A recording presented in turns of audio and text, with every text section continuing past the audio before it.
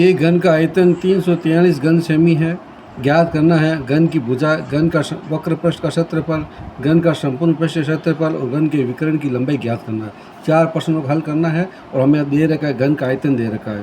तो हम यहाँ लिखते हैं हल, क्या लिखेंगे घन का आयतन, घन का आयतन, घन का आयतन दे रखा है हमारे पास 343 घन सेमी, 343 घन सेमी। अब हमें पहला सवाल क्या ज्ञात करना है, घन की भुजा ज्ञात करनी है। तो घन की भुजा ज्ञात करना है तो सबसे पहले हमें लिखते हैं घन का आयतन दे रखा है, तो घन के आयतन में से ही भुजा ज्ञात करते हैं। तो घन के आयतन का फॉर्मूला हमारे पास होता है भुजा क्यूब, भुजा क्यूब, क्यूब का मतलब भुजा की घात 3। आयतन दे रखा है हमारे पास 343 या 343 बराबर भुजा दे रखी है हमारे ज्ञात करना। तो भुजा को हमने क्या माना, भुजा x मान लो या भुजा लिखा हमने, और ऊपर एक घातांक 3 है। इस 3 का मतलब होता है जो अगली संख्या दे रखी ना इसका घनमूल ज्ञात करना है। ये 3 इधर आ जाएगा, ये 3 इधर का मतलब होता है इसका हमें क्या ज्ञात करना है, घनमूल ज्ञात करना है। तो 343 का घनमूल ज्ञात करते हैं। तो हम ये 343 का घनमूल देखो इधर करते हैं हम, ये लिखा हमने 343, इसके अंदर हम 7 का भाग देते हैं। तो 7 का भाग है 7 चौक 28, पीछे 6 7 में 63, फिर 7 का भाग है 7 बार, फिर 7 का भाग है 1 बार। घनमूल में 3 संख्या को एक जोड़ा बनता है, तो ये 3 संख्या को एक जोड़ा हम यहाँ, ये जो 7 बनता है 1 2 3 3 7 का एक जोड़ा बन जाता है। तो ये लिखेंगे 7 सेमी, 7 सेमी। भुजा आ गई हमारे पास 7 सेमी, तो घन की भुजा का मान आ गया हमारे पास 7 सेमी आ गया। दूसरा सवाल है घन का वक्र पृष्ठ का क्षेत्रफल ज्ञात करना है।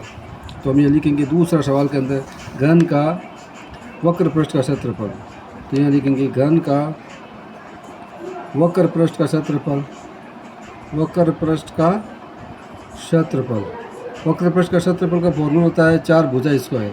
तो ये लिखेंगे 4 भुजा स्क्वायर। तो ये लिखा 4 का 4, भुजा का मान क्या आया हमारे पास 7 आया।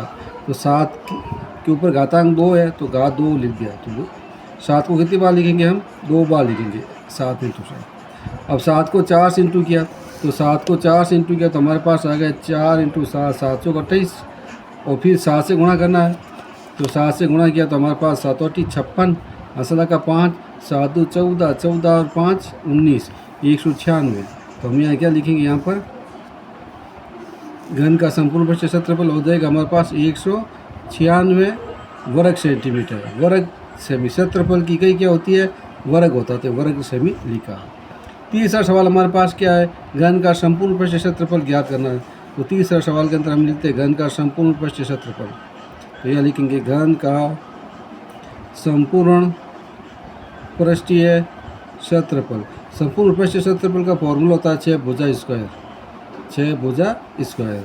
तो हमने लिखा 6 भुजा दे रखी हमारे पास 7 आया, 7 ऊपर घातांक 2 कर दिया, 6 7 को 2 बार लिखकर इंटू किया।